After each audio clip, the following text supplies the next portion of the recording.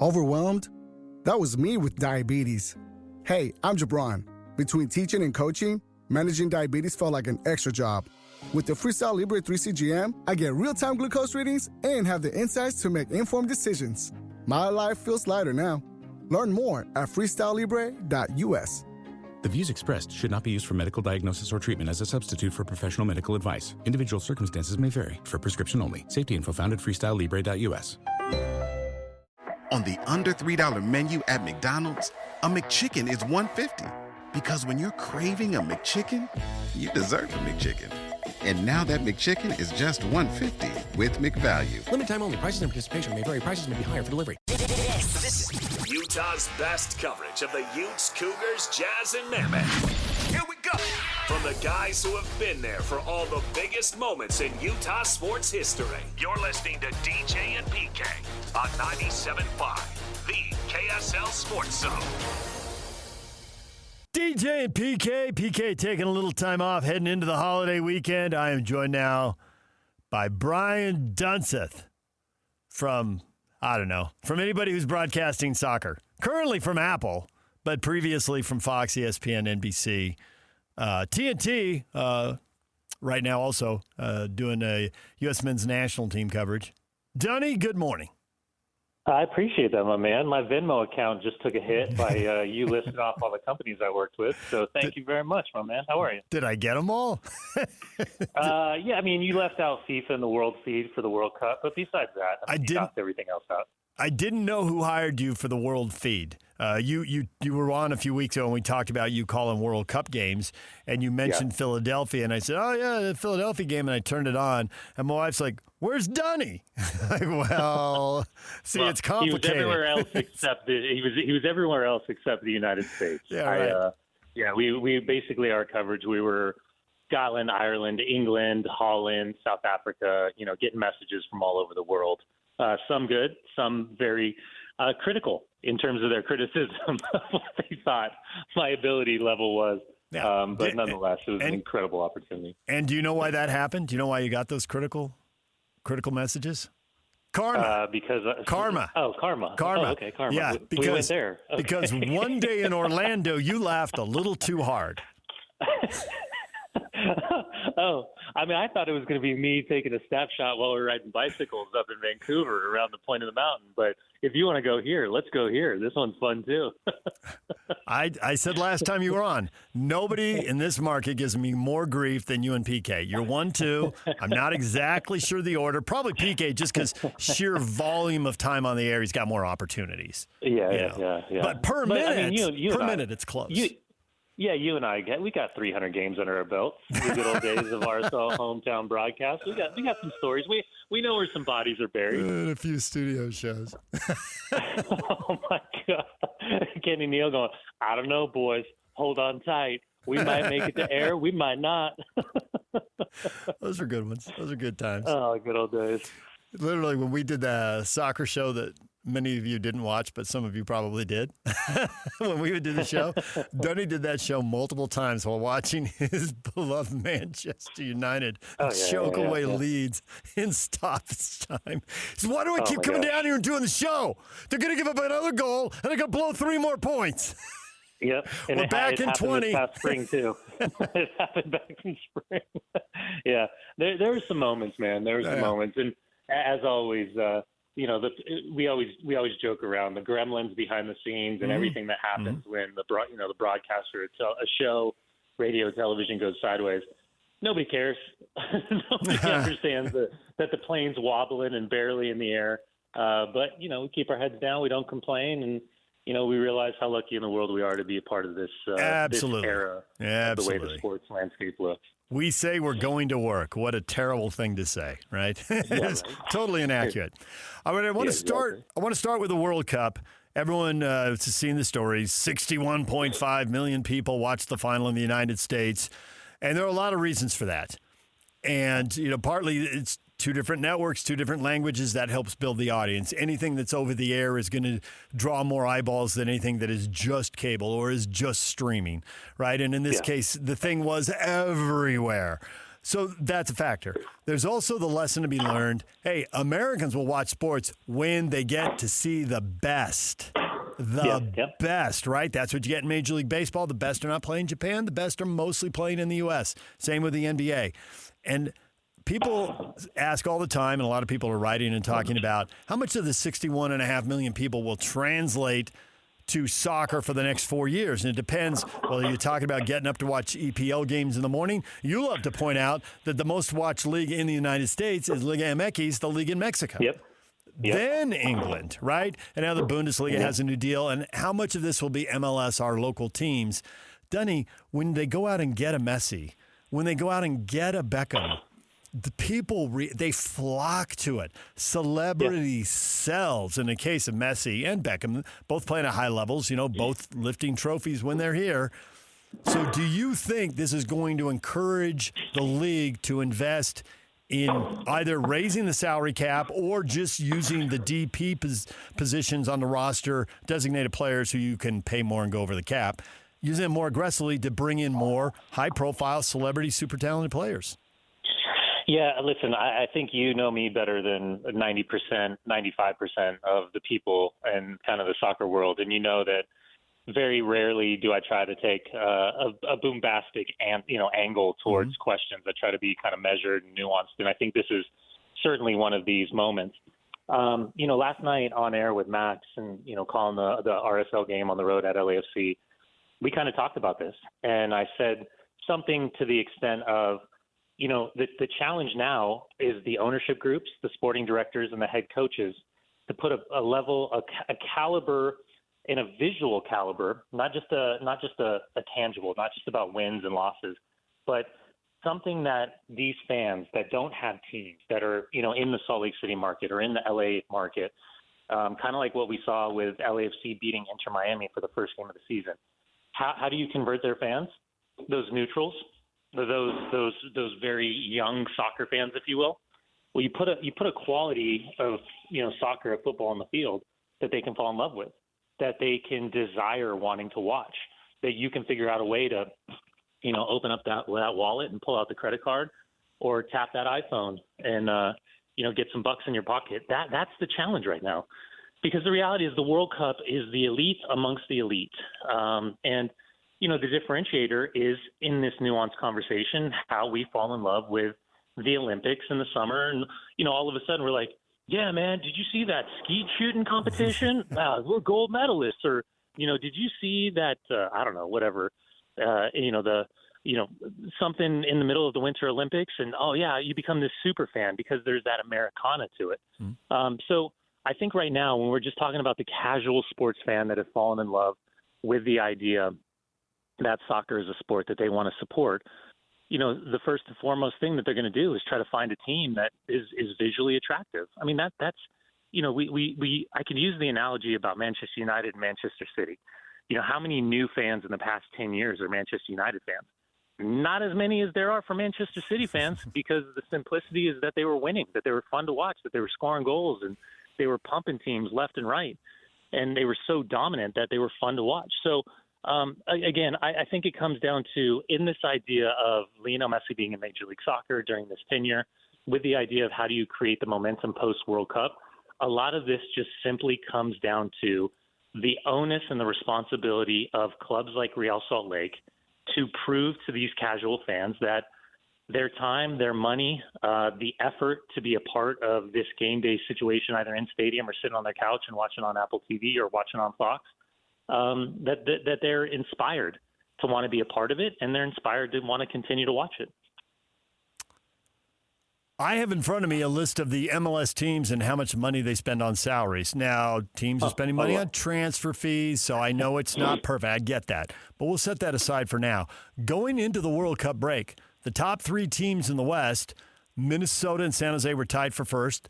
$15.5 and $15.7 million. RSL was third on $15.8 million. They're all in the bottom third. Now, they're at the top of the bottom third, but they are in the bottom third of the payrolls. LAFC, number 2 behind Inter Miami, $32 million, more than double the money. And a lot of that money going to the two guys who scored the first 2 goals and who were in transition trying to create a third goal when the own goal was scored. I mean, it's not an accident, right? They pay guys. Pablo in the postgame said the hardest thing to do is to finish, and the guys who can finish get paid, and LAFC had them, and they win again. They've already passed RSL. I think they're going to pass Minnesota and San Jose. Do you, and do you draw a straight line to the money? Yes, but again, I think it's a very difficult conversation to have if you're not willing to listen, because Sung Hyung-min is not coming to Salt Lake, right? Sung Hyung-min is going to LA. Yep. Lionel Messi is not coming to Salt Lake. He's going to go to Miami. Yep. So all of these moments, and listen, I never had Thomas Muller going to Vancouver, but he did. And probably we should also acknowledge that the narrative and the psyche of the conversation surrounding designated players is always about the older veteran difference makers that are in a certain category of their career coming back to Major League Soccer. And, you know, the easy analysis is that, it's a league where, you know, the players like Casemiro in their career, which I think is unfair because as we've seen, there's an incredible amount of development. And obviously right now we're celebrating locally Xavier Goso and Diego Luna and what they're doing. And then kind of looking through that next generation. But then in the midst of this, you go find a Lucas Engel, you go find an Arias, you go find a Juanma Sanabria who started 2 of the 3 games for Uruguay at the World Cup. You're trying to figure out what kind of player that Morgan Guilavogui really is in this moment. How can you continue to allow Zach Booth time on the field? Do you need to move on from, you know, guys like Dominic Marchuk and Paulo Ruiz? So the complexity of the roster is an entanglement of itself to figure out how to get the best out of what money is available and also the difference makers. So Sonny, point well taken. Denny Bouanga was available to any team. I mean, Denny Bouanga has become a unicorn in Major League Soccer, and he's looking for 4 consecutive years of 20-plus goals scored. And remember, when he was signed, Chicho Arango was the striker for LAFC. So it's not as if they weren't willing to go out and spend the money, but they weren't spending monopoly money. It wasn't like 15, 16, 17 million that they were spending on Bouanga at the time. I mean, that's the hope when you sign a Morgan Guilavogui, is that you're getting the next Denny Bouanga, or you're getting somebody similar to what Denny Bouanga has been capable of doing. So there's a weird kind of nuance to the conversation. The big cities got the big money with the big backing, but I also think it's an overall general conversation about, with expansion slowing down or grinding to a halt, what you're going to see is something similar to what we've seen in Salt Lake, where 4 different billion-dollar ownership groups have either come through the door or adjusted their ownership percentage over the course of the last 5 years, which is something that you and I never, ever thought would be possible when we're talking about the growth and the infrastructure and the investment in 2 sides. But with regards to Real Salt Lake, this window is as important as the January window, meaning that Miller Sports and Entertainment, Steve Starks, Jason Kreis, you know, everybody involved behind the scenes, that they have to figure out ways to do their due diligence to strike while the iron's hot, because we're in phase 1 of this transition moment into an international calendar starting next summer that I think is going to be incredibly beneficial for Major League Soccer. I also misspoke. I had brain lock and said Minnesota. I should have said Vancouver tied for first, and their payrolled $24 million, so 6th best. So I got to clean up that mistake. Now you've seen RSL. They had 4 players sidelined by injury, although Piol's been out so long, I don't know if people even count him. But nonetheless, four guys sidelined by injury.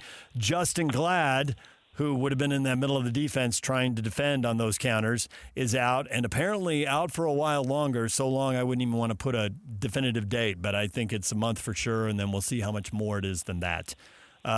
So do you think RSL is built for 11 games in 44 days? They lost the first of the 11. They got 10 more. 3 of those are Leagues Cups games, the rest MLS games.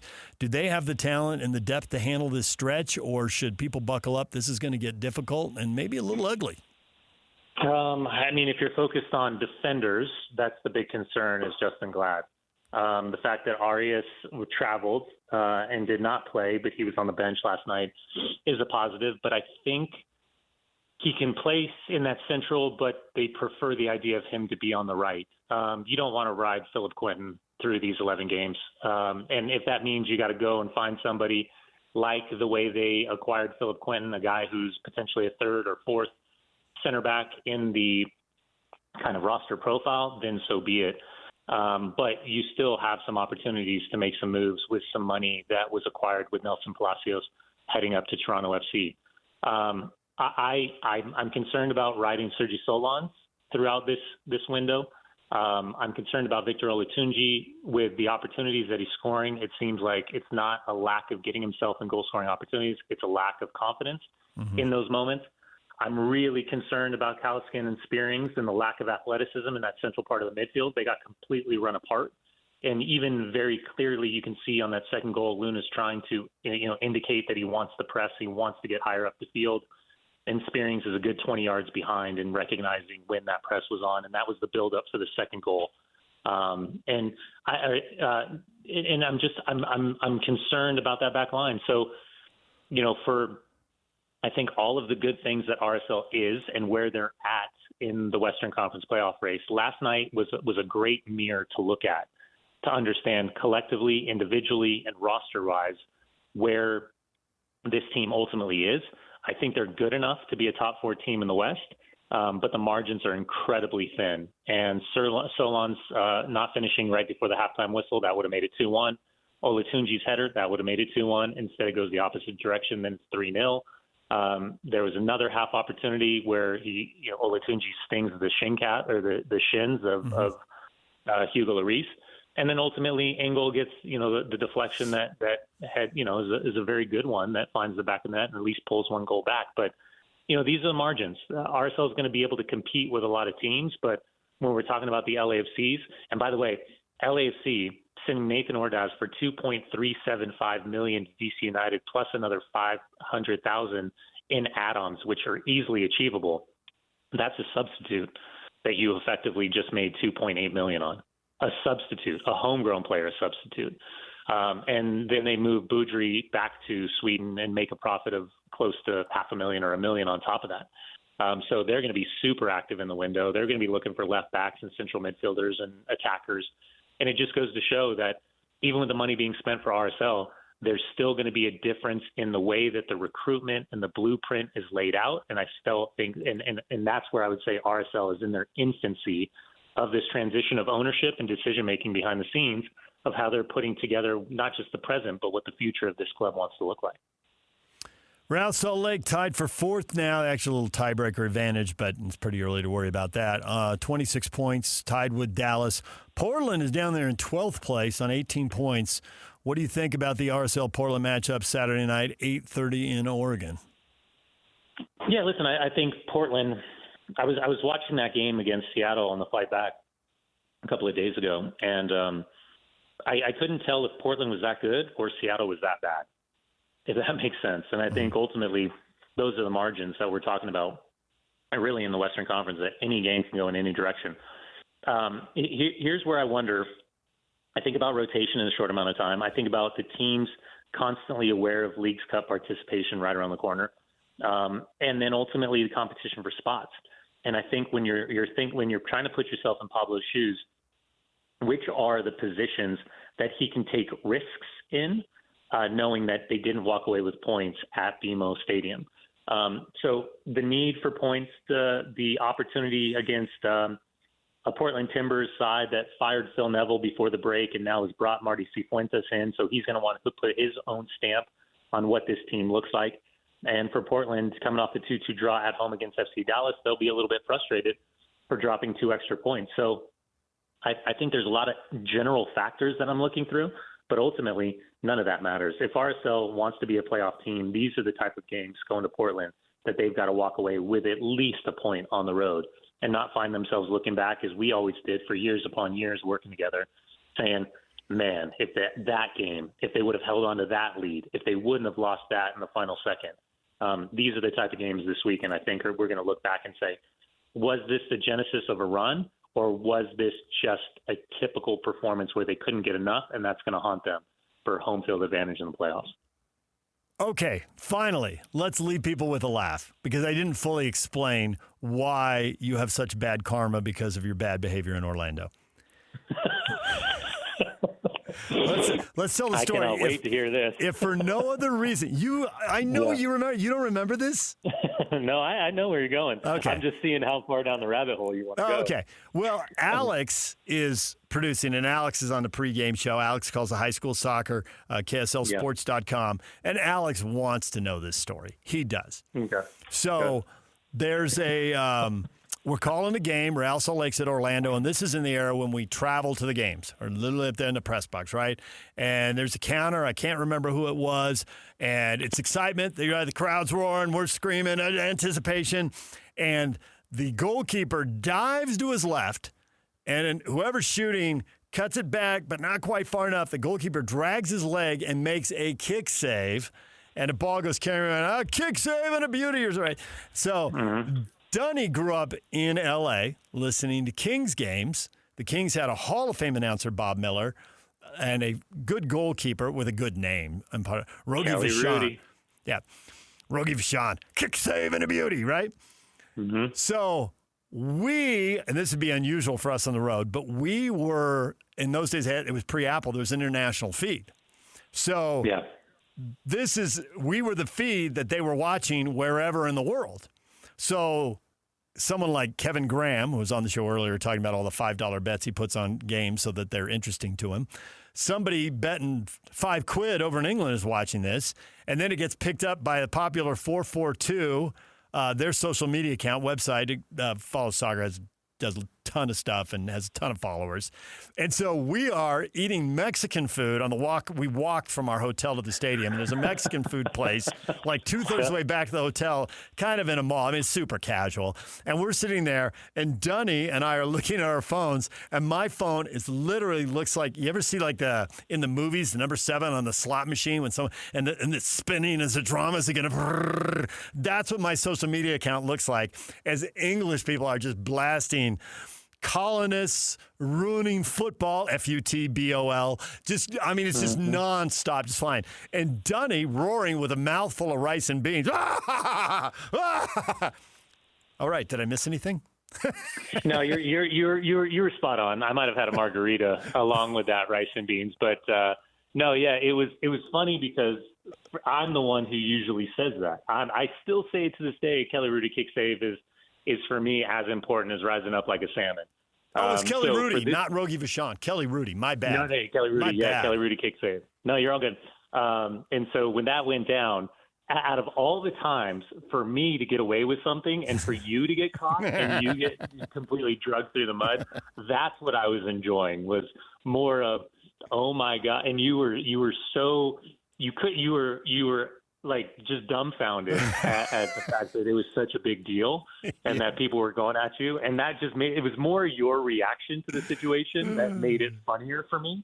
But yeah, listen, I think, as always, if people are used to hearing a certain way in a certain tone and whatever, but you got to have fun. And at the end of the day, that's the one thing I always loved about working with you, is that you would, for the majority of the time, kind of play my straight man while I was like very nuanced in playing Dunny Bingo and having fun with the listeners. So maybe one day we can get it back together, get the band back together when the rights go back to being local rights, which I would always thoroughly love to be a part and be your partner once again. But yeah, man, we had some good ones, you and I, especially in the days of early travel when you jumped on the broadcast and you were very low on the totem pole on Delta's upgrade list. I'd be sitting in first class because I'd be flying everywhere. And I'd be, oh, sorry, DJ, Zone 1's board, and I got to jump on, get my bowler bag up. And then my favorite was maybe like 8 months later, you got upgraded on maybe like a regional trip to like Kansas City, and just the Cheshire Cat smile. I wonder what I'm having for lunch today. Like, you were so excited. Yeah, it was a good time, man. There were a lot of flights where Dunny was in first class, and I was in the last row, unable to recline my seat with a big old fire extinguisher above my head. Hey, and the first you were aid flushing kit toilets for people. That's how far deep you were. I'll close that door. Don't worry, buddy. Yeah, I love that smell. I'll leave it open for a couple more hours. All right, thanks, Dunny. I appreciate you, my man. We'll talk to you.